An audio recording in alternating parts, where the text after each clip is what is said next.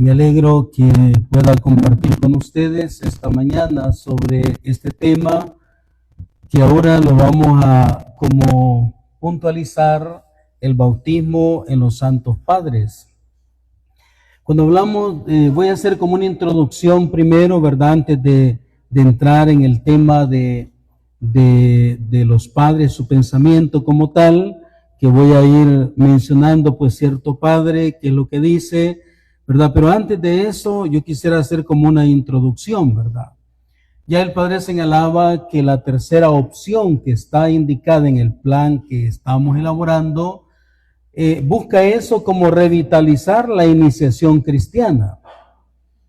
Entonces, cuando nosotros nos preguntan, por ejemplo, ¿qué es la iniciación cristiana? ¿Qué se nos viene inmediatamente?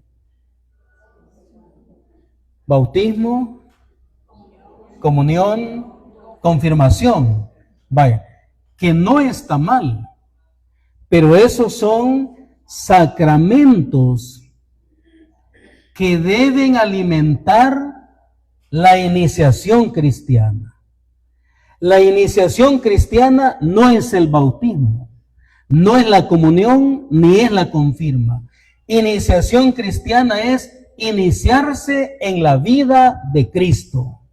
Eso es lo primero que hay que clarificar. Como lo hemos confundido o lo hemos identificado, iniciación cristiana, con los tres sacramentos pueden estar aquí, bautizo, y el orden es bautizo, confirmación, eucaristía. Pero en la práctica le hemos tomado bautizo, comunión, confirmación. Eso no es así. Es bautizo, confirmación, eucaristía. Ahora, como esto hemos identificado iniciación cristiana con los sacramentos pueden estar aquí. Y yo me acerco, recibo uno, recibo el otro, aunque no tenga la vida de Cristo. Por eso tenemos iniciación cristiana sacramental, pero poca iniciación de vida de Cristo. Eso es lo primero que hay que clarificar. Luego, Tertuliano tiene una frase que dice, no se nace cristiano, se hace cristiano. Por lo tanto, cuando hablamos de la iniciación cristiana, estamos hablando de esa práctica de la vida de Cristo, lo que ha dejado en el Evangelio, que hay que interiorizarla, expresarla y, oiga bien, después vienen los sacramentos. En la cristianización del siglo IV es que las cosas se cambiaron. Es decir, cuando Constantino da el edicto de Milán, ¿verdad? Y viene la paz constantiniana, entonces viene y la masa entra a bautizarse. Entonces se tiene el sacramento aunque no se tenga la vida cristiana. Pero lo correcto es tener primero la vida cristiana. Oiga bien, ¿se es cristiano o se debe ser cristiano antes de los sacramentos? Los sacramentos no hacen cristianos. Los sacramentos alimentan la vida cristiana. Ahora, hay un dato, y entonces, padre, ¿cómo queda cuando dice que el bautismo nos une a Cristo, verdad? Y a partir de ahí somos cristianos. Sí, sacramentalmente. Pero en la vida, uno puede ser cristiano aunque no esté bautizado. Cuando practica la vida de Cristo. Cuando se ha iniciado en la vida de Cristo. Ese es lo primero que hay que tener así como, digamos, en generalidad, ¿verdad? Luego, lo otro, la iglesia cuando estudia los sacramentos los divide en tres grandes grupos, ¿verdad? ¿Cuál sería el primero? La de iniciación, ¿verdad? Que ya mencionamos, está el bautismo, la confirmación, la Eucaristía. Luego hay otros de sanación, ¿verdad? Que ahí ¿cuáles entran? La unción de los enfermos y la reconciliación. Y hay otro que se le llama de servicio, de estado o misión. Son el matrimonio y el orden sacerdotal. Bien, Entonces, los primeros de iniciación cristiana son la base. Pero la base es la vida cristiana y el sacramento alimenta la vida cristiana. Eso es lo primero. Hermano, yo creo de que aquí está el gran problema, ¿verdad? Porque en la iglesia tenemos una sacramentalización, pero no una cristianización. Y esto nos ha afectado tanto, ¿verdad? Mientras no tengamos una cristianización primero y después el sacramento, estamos en los grupos donde quiera que estemos. Y a veces, hermanos, pues parecemos como que si la vida de Cristo es una cachucha, es un gorro, es un sombrero, como que si la vida de Cristo fuera, no, un par de lentes por ratos o no sé qué, pero digo, necesitamos que llegue al corazón, ¿verdad? Ahí cambia todo. Entonces, esto lo quería decir como una parte introductoria, ¿verdad? Bien, entonces, hermanos, ahora nos vamos a ubicar en la cuestión de los sacramentos de iniciación cristiana, pero sobre todo el bautismo. Nos vamos a fijar y ya vieron la parte bíblica, me dicen. Entonces, vamos a focalizarnos en la cuestión de los santos padres. Bien, ahora entrando en esta cuestión de los santos padres, quiero también hacer una generalidad. Cuando hablamos de los santos padres, no estamos hablando de cualquiera, ¿verdad? Porque la iglesia, cuando habla de santos padres, está hablando de aquellos hombres que estuvieron en los primeros siglos de la vida cristiana. Muchos de ellos, como dijo el gran teólogo jesuita von Balthasar, dice, muchos de ellos fueron obispos, muchos de ellos fueron teólogos, muchos de ellos fueron pastores y fueron santos. Son las grandes notas que destacan a los padres de la iglesia. No todos fueron obispos, pero sí fueron teólogos. Imagínense, algo que venía de Dios. Estos hombres fueron pastores, y además de ser pastores, que es lo que da la vida, son santos.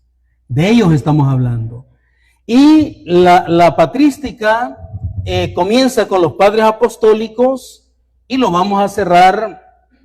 Bueno, hay dos grandes partes de la patrística. Está la edad de oro, que se le llama siglo III y IV, donde van a brillar, como el caso de San Ambrosio, San Agustín, San Juan Crisóstomo, San León Magno, va a brillar, ¿quién? Más adelante. Ajá. Y estos hombres, digamos, que tienen en la edad de oro, que se dice, ¿verdad? Pues relucen de una manera impresionante. Otra cosa que hay que decir de los santos padres: meditaron la Sagrada Escritura, la reflexionaron, la comentaron. Y hay que agregar, en ellos, siendo teólogos, no hay una teología desarrollada, pero hay puntos claves que van a ser retomados en adelante. Otra cuestión, el Vaticano II habló de volver a las fuentes. Volver a las fuentes es ir a la historia y llegar al origen. ¿Esto qué significó? Ir a los santos padres, ir a los apóstoles y llegar a la fuente que es Cristo, el misterio pascual. Por lo tanto, cuando hablamos buscar las fuentes, el peligro es que nos quedemos en la historia. Por ejemplo, para muchos el referente histórico es Trento, pero Trento es el siglo XVI.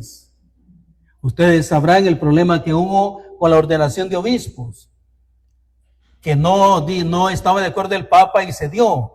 Esta gente llega a Trento y Trento es como lo máximo. Hay que volver a la vestimenta antigua, hay que volver al latín, pero Trento es un concilio importante, pero no es fuente, está dentro del desarrollo. Si queremos ir a la fuente, hay que ir a la patrística, a los apóstoles y a Cristo. Esto es volver a la fuente. Así es que digo con esto, como a nivel general, para decir, vamos a entrar en la cuestión del bautismo en los santos padres. Bien, entonces comencemos. Lo primero que voy a mencionar cuando hablamos de la patrística, voy a retomar no uno de los padres, sino un documento. El primer documento que debemos tener en cuenta cuando hablamos del bautismo en la patrística es el documento de la Didaché, la enseñanza de los apóstoles. La Didaché, que es un documento, digamos, valiosísimo, ahora se ha descubierto más ese valor que tiene y se le da su importancia. Vamos a comenzar con la Didaché para ver qué dice del bautismo. Y voy a mencionar algunas cuestiones que son literales para poder irnos ubicando. Dice este documento de la Didaché: respecto al bautismo, bautizad así. Después de haber dicho previamente todas estas cosas, bautizad en el nombre del Padre y del Hijo y del Espíritu Santo, en agua viva. Si no tienes agua viva, bautiza en otra agua. Si no tienes en agua fría, hazlo en agua caliente. Si no tienes una ni otra, derrama agua 3 veces sobre la cabeza en el nombre del Padre, del Hijo y del Espíritu Santo. Antes del bautismo, ayunen el bautizante, el bautizando y algunos otros que puedan. Mandarás ayunar al bautizado 1 o 2 días antes. La Didaché en el capítulo 7.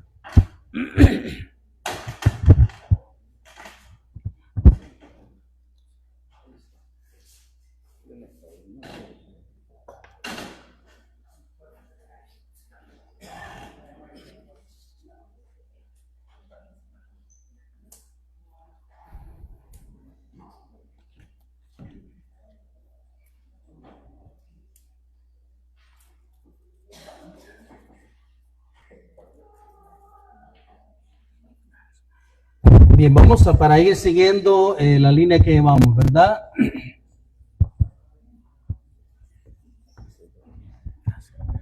Bien, entonces estamos hablando de la Didaché, un documento que algunos afirman que ya lo tenemos en los años 70 a 90, ya está este documento.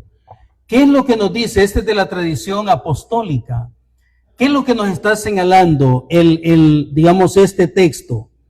Que respecto al bautismo, bautizad así, después de haber dicho previamente todas estas cosas, después de haber dicho, después de haber dicho, se refiere a la formación, se refiere a la enseñanza, después de haber dicho todas estas cosas. Bautizad en el nombre del Padre y del Hijo y del Espíritu Santo. Un bautismo con la forma trinitaria. Si vemos, esto se apega bien al mandato bíblico. La Didaché es el primer y gran testimonio que da que los apóstoles han bautizado de esta manera. En segundo lugar, da el testimonio que se debe utilizar agua y señala agua viva. Pero si no tiene agua viva, se puede usar otro tipo de agua. Cuando habla de agua viva, se refiere al agua que corre, al agua de una pila, al agua de un río. Esa es el agua viva. Y el agua, la otra, la que podamos tener, ya sea fría, tibia o caliente, dice. Esto indica que desde la edad apostólica el bautismo ha tenido la forma trinitaria, ha tenido formación, ¿verdad? Ha tenido la forma trinitaria y ha tenido agua. ¿Cuál es la materia en este caso? agua. ¿Cuál es la forma? Trinitaria. Los dos elementos del sacramento están aquí, ¿verdad? Aquí están. Este es el testimonio más antiguo que tenemos después de la Sagrada Escritura, ¿verdad? Entonces, la DIDAG señala este detalle muy importante que la Iglesia lo ha tenido. Entonces, cuando nosotros vemos que hay una forma trinitaria, podemos decir de que la tradición apostólica está en continuidad del mandato de Jesucristo. El agua que constituye la materia, ¿verdad? Y la forma que es la forma trinitaria. Entonces ha habido una catequesis después de haber dicho previamente todas estas cosas. Entonces esto quiere decir que no hay bautismo improvisado, porque los apóstoles luego vieron la importancia de comunicar lo de Cristo para poder recibirlo. Otra nota que destaca es el ayuno. Se manda que ayune al que va a bautizar, al bautizando y a otros también, miembros de la comunidad, ¿verdad? Como un signo de penitencia, porque el sacramento del bautismo ya sabemos que es un sacramento que fue la primera forma del perdón de los pecados. La primera vía de perdón de pecados fue el sacramento del bautismo. Esta fue la primera vía. Por cierto, se les pregunta a los de audiencia cuando van a hacer su examen para confesar, ¿cuál fue la primera forma de perdón de los pecados? El bautismo. Esa es la primera forma. Entonces, como tiene la dimensión de penitencia, se les ponía la cuestión del ayuno. Entonces, pues, cuando hablamos nosotros de el bautismo y la DIDAG, podemos ver de que hay datos incipientes, ¿verdad? Que no hay un gran desarrollo, pero que ya está claro la base, cómo se procede en la cuestión de este sacramento. Ahora, queriendo ir un poquitito más sobre la materia y la forma. Sobre este tema de la materia y la forma, hoy la sacramentología dice materia y palabra o palabra y materia, ¿verdad? Ya no tanto se utiliza la cuestión de forma. La forma, un término que se puso, digamos, en su tiempo con Santo Tomás de Aquino, el hilemorfismo, que lo toma de Aristóteles, ¿verdad? La materia y la forma de una cuestión que es materia, que es la forma, eso que se aplica en la materia, el santo angélico lo trasladó a la cuestión del sacramento. Pero, digo, ahora se prefiere decir palabra y materia, eso de la forma más la palabra y la materia que se utiliza. Entonces, vamos a mencionar algunos padres de la Iglesia. Veamos el caso de Tertuliano. Tertuliano.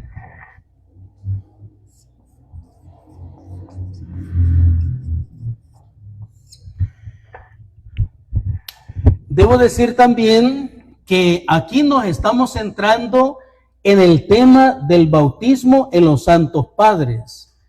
Pero podemos estudiar la patrística como tal. Cuando se estudia la patrística como tal, tendríamos que especificar los padres apostólicos, como el hecho de San Clemente Romano, de San Ignacio de Antioquía, de San Policarpo, de Papías de Hierápolis. O sea, deberíamos señalar estos, ubicarlos en su contexto, después pasar a los padres defensores de la fe, y luego continuar con su desarrollo los padres latinos, los padres capadocios. Esto en el sentido de estudiar los padres de la Iglesia. Pero como aquí estamos nada más en el tema del bautismo, lo voy a hacer independientemente de qué padre sea, ¿verdad? Lo digo para que tengamos el panorama. Entonces, cuando hablamos de Tertuliano, lo ubicamos en el año 160 al 220. 160 al 220, para tener una idea en qué tiempo estamos, ¿verdad? Este hombre, padre de la iglesia, se retiró de la iglesia. Fue un sacerdote, pero era muy rígido, muy duro, muy celoso, era demasiado exigente. Entonces, Tertuliano, bueno, su nombre entero es Quinto Florencio Septimio Tertuliano, y era de un carácter, pero de aquellos que unas dos palabras, y si no se entiende, se quiebra el vaso, ¿verdad? Pues él al final se va de la iglesia, pero la enseñanza que deja es valiosísima. Tertuliano es uno de los padres de la iglesia que vale la pena releerlo. Da muchos testimonios de sacramentos, da de la oración cristiana del Padre Nuestro, de la iglesia. O sea, es un hombre que vale la pena darle tiempo, Tertuliano. Entonces, Tertuliano manifiesta en un tratado que tiene sobre del bautismo. En este escrito que tiene Tertuliano, dirá él: el Espíritu Santo, que desde el principio estaba sobre el agua, santificaba ya entonces la naturaleza del agua con su propia virtud, para que pudiera ser instrumento de santificación. Entonces, Tertuliano, cuando habla del bautismo, comienza con la figura del agua y la relaciona con el Génesis. Cuando el Espíritu Santo ya estaba sobre el agua, para él, desde aquí ya hay una santificación. Ya hay una santificación. Está viendo esa. Luego, mira en el agua del Antiguo Testamento ya la figura del bautismo también. La figura del bautismo. Entonces, en este sentido, lo que podemos destacar en Tertuliano al ver esta figura es que hay como una continuidad entre lo anunciado en el Antiguo Testamento y lo que Cristo instituye en el Nuevo.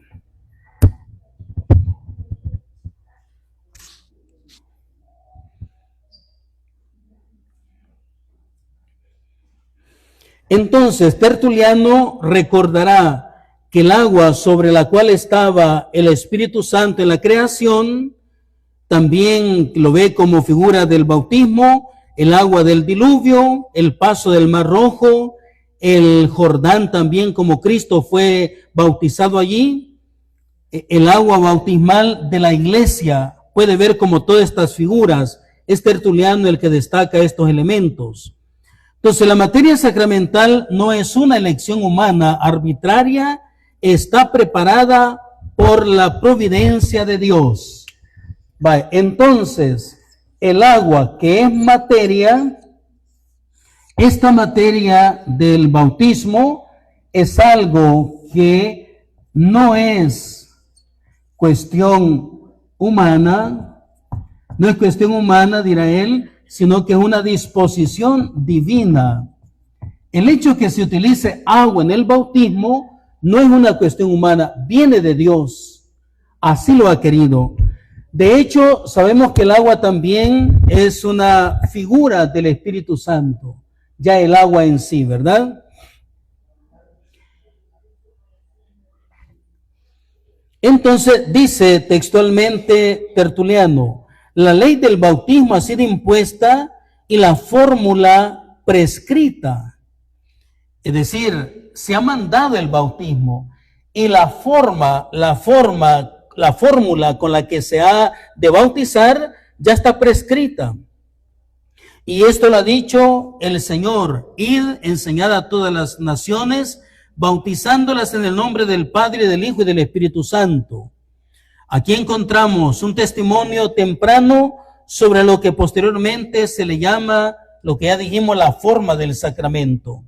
Entonces, la iglesia no bautiza solamente con agua, ¿verdad? sino que bautiza en el nombre de la Santísima Trinidad. Por lo tanto, para que haya sacramento, la Iglesia está haciendo uso, para que haya sacramento, ¿verdad?, de la materia establecida divinamente y la palabra pronunciada, porque Cristo ha dicho qué se debe decir.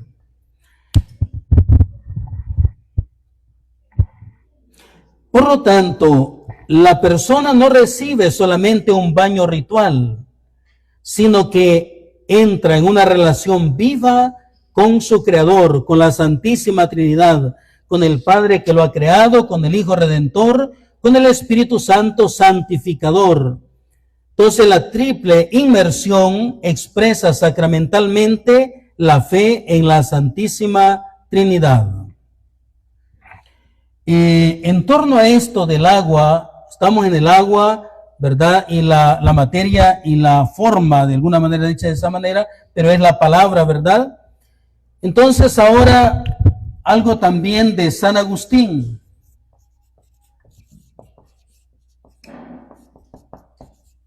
Algo de San Agustín.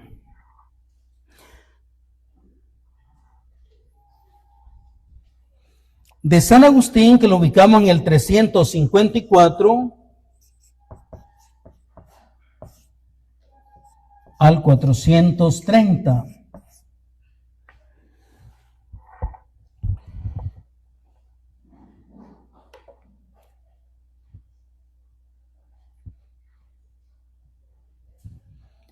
San Agustín, obispo de Hipona en África, uno de los mayores teólogos de la iglesia antigua, y que de hecho pues ha dado mucho a la iglesia, dice él, hablando de la materia y la forma, o la palabra y la materia, quita la palabra, ¿y qué es el agua sino agua? Se une la palabra al elemento y se hace el sacramento, como si también ella misma fuera una palabra visible. ¿Qué es lo que dice San Agustín? Quita la palabra, ¿y qué es el agua sino agua? Se une la palabra al elemento y se hace el sacramento. Por lo tanto, para que haya sacramento, ¿verdad? Para que haya sacramento, no solo es agua, ni solo palabra, sino los dos elementos, agua y palabra.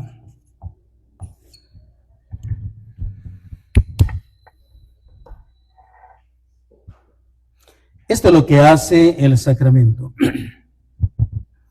Ahora, como lo vieron seguramente en la parte bíblica del bautismo, cuando dice que la palabra bautizar es sumergir, ¿verdad? Imbuir, meter. Bautícelos en el nombre del Padre y del Hijo y del Espíritu Santo, principalmente, ¿qué quiere decir? Métanlos en la vida trinitaria. Es decir, al ser bautizado es introducirnos, meternos en la vida del Padre, en la vida del Hijo, en la vida del Espíritu Santo. Eso es bautizar, de meterse en esa vida, ¿verdad? Entonces, aquí lo que San Agustín destaca, que la iglesia cuando bautiza, o sea, no solamente es agua, sino palabra, porque la palabra es lo que, unida a la materia, hace el sacramento. De hecho, pues esto que la iglesia nos ha enseñado, materia y forma, es lo que estamos viendo ahorita como primer elemento en los santos padres. Ahora, hay como digamos, a veces apuros, una persona que de carrera por emergencia bautiza a un niño, ¿verdad? ¿Qué es lo que no debe faltar en eso? Cuando hay un bautizo de emergencia de carrera. ¿El agua? Ajá. ¿Y esa agua cómo debe ser? Si viva o agua natural, ¿verdad? Ajá. Y si tiene agua de coco,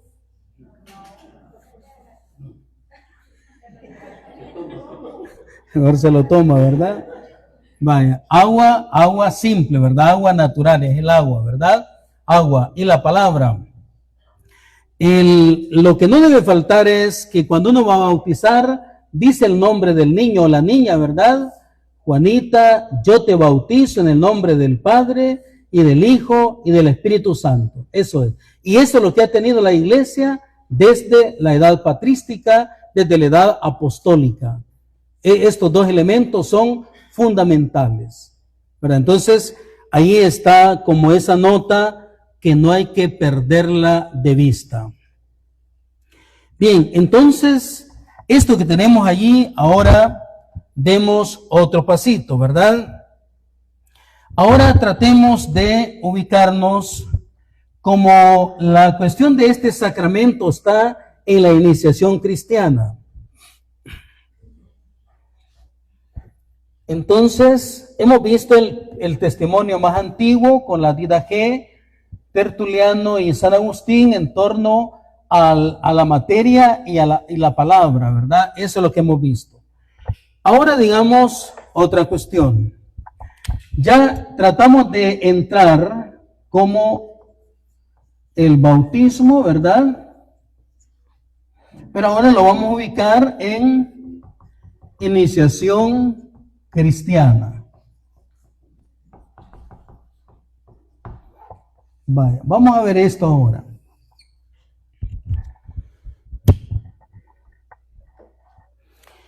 En cuanto a este punto de la iniciación cristiana, ya decíamos, cuando uno habla de iniciarse en algo,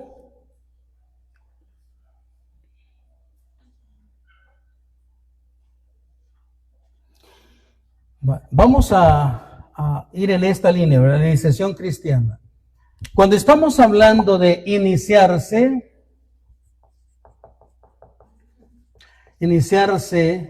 aquí sería en la vida cristiana.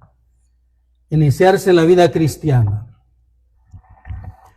Cuando una persona, digamos, dice se está iniciando en algo, ¿qué idea nos da? Por ejemplo, cuando alguien dice se está iniciando en el manejo de los buses, ¿qué nos está diciendo ahí? Que se está preparando y está haciendo ¿qué?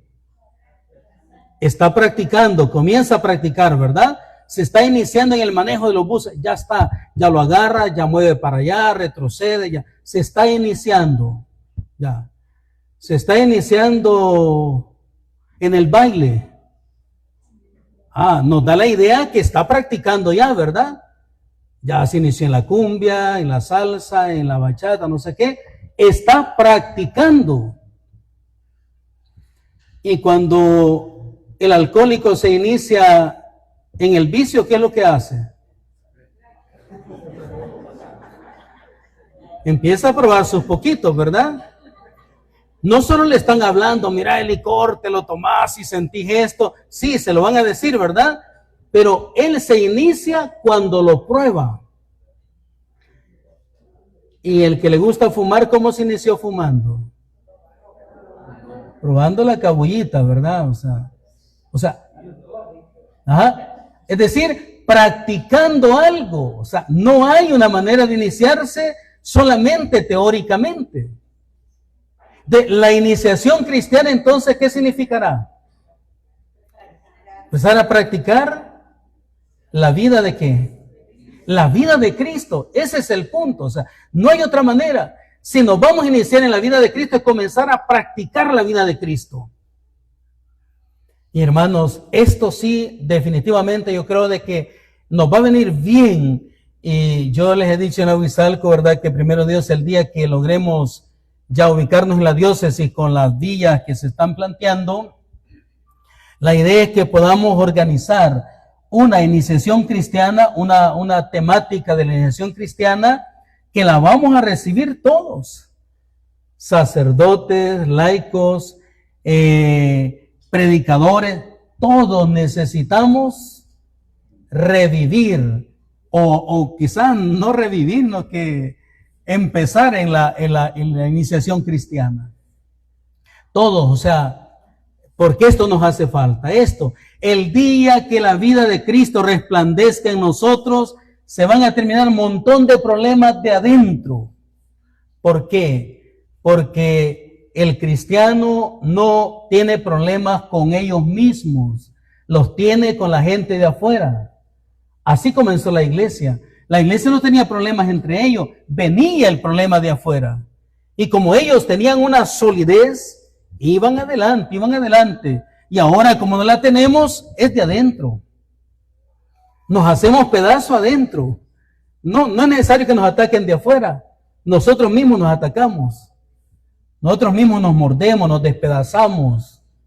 Pero el día que revivemos la iniciación cristiana, otra cosa va a empezar. Cuando empecemos en la vida de Cristo.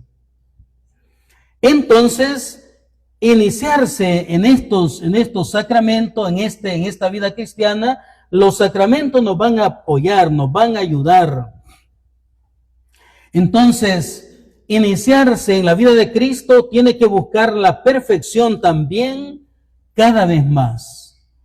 Y estos sacramentos de la iniciación cristiana, pues, para nosotros tienen, hoy solo estamos en el bautismo, ¿verdad?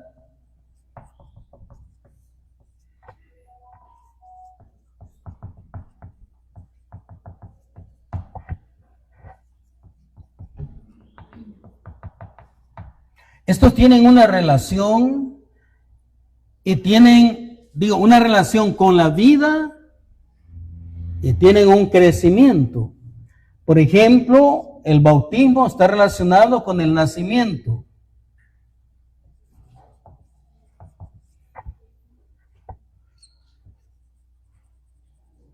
La confirmación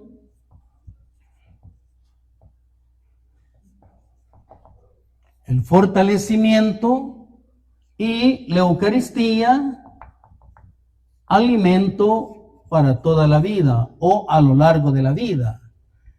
Entonces, el nacer, el fortalecer y alimentarse a lo largo de la vida.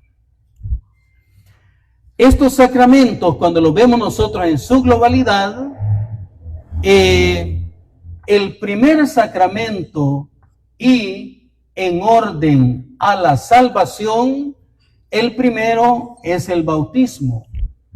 En orden a la salvación, oiga bien, en orden a la salvación. Ahora, en categoría, dirá Santo Tomás de Aquino, el máximo sacramento, ¿cuál sería? La Eucaristía. Ajá. Entonces, para Santo Tomás de Aquino, dice, en orden a la salvación, este es el primero. Pero en categoría, el máximo es este, la Eucaristía, el máximo. Y fíjense bien esto que estoy diciendo, en orden a la salvación. Porque antes de mencionar algo de esto de la iniciación cristiana en los padres de la iglesia, oiga bien, si nos preguntan el bautismo, ¿qué es lo que hace en la persona? ¿Qué es lo que hace? ¿Se hace hijo de Dios? Ahora, para focalizarlo mejor, ¿qué hace el bautismo en orden a pecados? ¿Qué hace? Que borra pecado.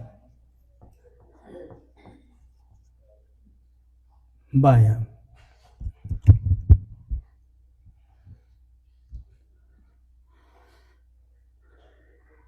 Fíjese bien. El sacramento del bautismo, para nosotros sabemos que hay pecado, ¿verdad? Que hay pecado. la ofensa que hemos hecho, el daño que se ha hecho, pero también hay penas del pecado. Cuando uno se confiesa, se le quitan los pecados, se borran los pecados y se perdona. Oiga bien, se perdona, hay una pena eterna y hay una pena temporal. Fíjense en esto para luego conectar con lo otro. Cuando uno se confiesa, se le borra la pena eterna. ¿Qué significa esto? Que la pena eterna es el infierno. Es decir, cuando me confieso, me estoy quitando la pena del infierno. Pero queda la pena temporal, la restitución, lo que yo debo hacer aquí por lo que he hecho. Entonces, fíjense esta maravilla. Cuando hay confesión, digo, esto nomás se borra. Pero queda esta pena, esa pena, que tengo que hacer algo. Rezar, caridad, reparar, eso es lo que tengo que hacer. Pero cuando hay bautizo, este sacramento quita todo, porque hay una regeneración. Como hay una regeneración, el bautismo quita todo, quita la pena eterna, me quita la pena temporal, me hace nuevo, es comenzar de nuevo. Pero aquí viene una cuestión. Les estoy diciendo de que el bautismo es el primer en orden a la salvación. Y yo pregunto, ¿qué otro sacramento tiene perdón de pecados? La unción de los enfermos. ¿Y hay otro sacramento que perdona pecados? ¿Cuál es? La reconciliación. Vaya. Ahora, fíjense bien. Pero he dicho, el sacramento de la penitencia solo quita la pena eterna, no quita la pena temporal. Ahora, el bautismo quita todo. Ahora viene esto. ¿El bautismo lo pueden dar los laicos? ¿Sí o no?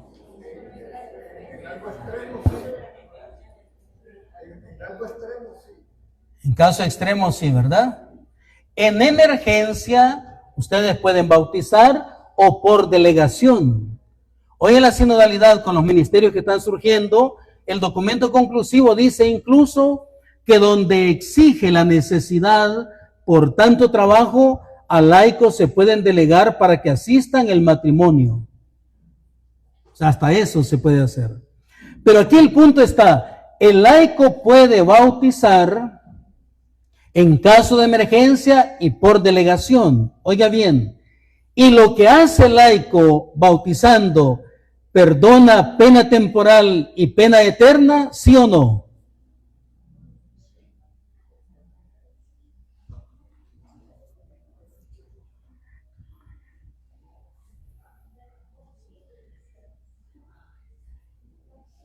En caso extremo sí, porque la realidad, bueno, para mí va, que alguien que haga una cosa de esa está influenciado por el Espíritu Santo. Entonces, Dios le da esa potestad también para eso.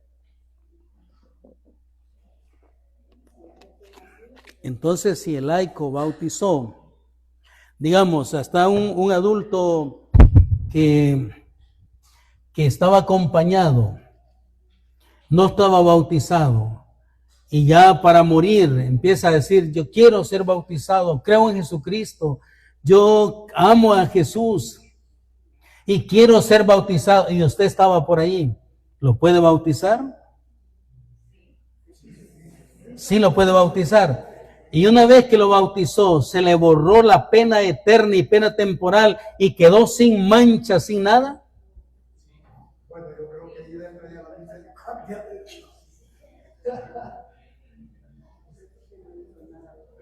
porque particularmente pienso de que se le bautizaría en el nombre del Padre, del Hijo y del Espíritu Santo. Bueno, ahí vamos. Oiga bien, porque digo, esto que es parte de la sacramentología, aprovecho conectarlo con lo que vamos a ir a la iniciación cristiana, porque es el primer sacramento y son preguntas también que a veces nos ponen en que sí y que no. Primero, el sacramento del bautismo y digamos, en este caso el bautismo, ¿verdad? El sacramento como tal, es decir, el sacramento en sí. Cuando se estudia sacramentología, ahí se ve sacramentum tantum, res sacramenti, pero digo, aquí no estoy en el bautismo en los santos padres, solo estoy asomándome, ¿verdad? Pero para que lo tengan en cuenta. Cuando vemos el sacramento como tal, la eficacia del sacramento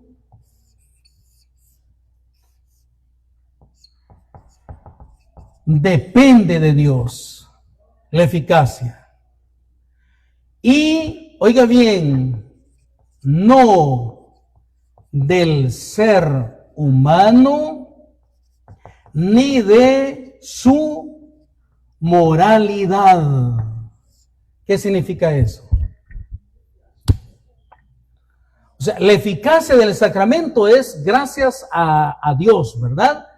No depende del ser humano ni de su moralidad.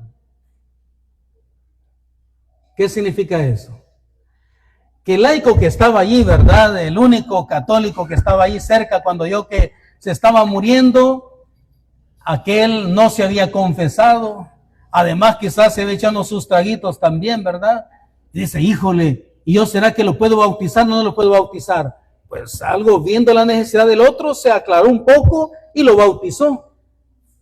Y agarró agua y le dijo, Juan Carlos, yo te bautizo en el nombre del Padre, del Hijo y del Espíritu Santo. Amén. ¿Valió eso? No estaba confesado, andaba con sus tragos.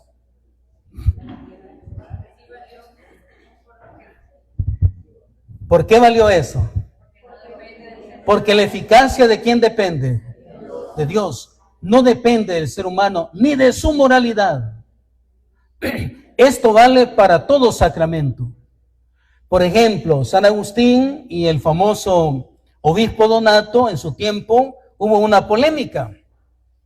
Porque Donato, este obispo, era muy exigente y él decía que si un sacerdote andaba mal, no valía la Eucaristía. De San Agustín es el hombre, el doctor de la gracia, por cierto, así se le califica a San Agustín, el doctor de la gracia. Santo Tomás, el doctor angélico. Ajá. Entonces digo, San Agustín, el doctor de la gracia, porque él se consideró tan pecador, ¿verdad? ¿Y por qué logró la gracia, la santidad? Por la gracia. San Agustín no podía, la castidad sentía que lo mataba. No podía dejar la concubina y por eso su madre se afligía. Y él decía, Señor, regálame la castidad, pero todavía no, ¿verdad? Porque dice que él sentía que la carne ardía y no podía. Y estaba joven, pues él se convierte a los 32 años, ¿verdad? Entonces, él decía, regálame la castidad, pero todavía no, decía. Y la madre, Santa Mónica, le rogaba a Dios y un día dijo, mira Agustín, te voy a ir a buscar una mujer para que te cases, para que ya no estés en pecado y no quiero que te condenes. Pero Agustín le dijo, no, se mantuvo, hasta que dice que llega la gracia a su corazón. Y esa gracia le hizo cambiar desde adentro. Ya no era una carga, no era una lucha, era una paz.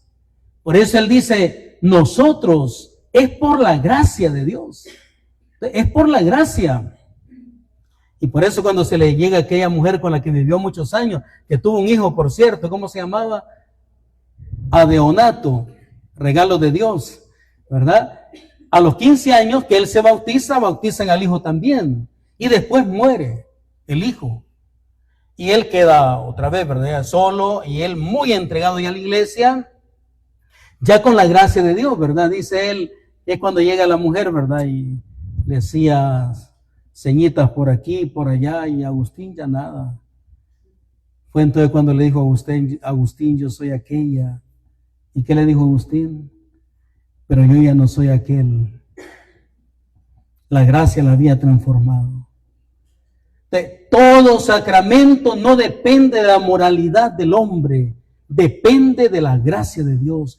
Es la pura misericordia de Dios. Por eso él debatió mucho con este obispo, y cuando, digamos, para San Agustín está claro, y él utiliza esa figura que algunas veces le hemos puesto para hablar del Espíritu Santo y la Virgen. Él dice, el vidrio puede estar manchado, y si le tiramos un rayo de luz, la luz pasa, y la luz no se mancha con la suciedad del vidrio. Ese es el ser humano. El ser humano puede estar manchado, pero cuando hay un sacramento, la gracia pasa y no se mancha con la realidad del hombre. Por eso, este sacramento es tan grande que si el laico lo ejerce, cumple lo que el sacramento tiene. Lo cumple, no depende del ser humano. Lo cumple. Ahora viene otra pregunta en torno a esto. Si este sacramento es así, y el sacramento de la unción de los enfermos perdona pecado también, ¿lo puede ejercer el laico?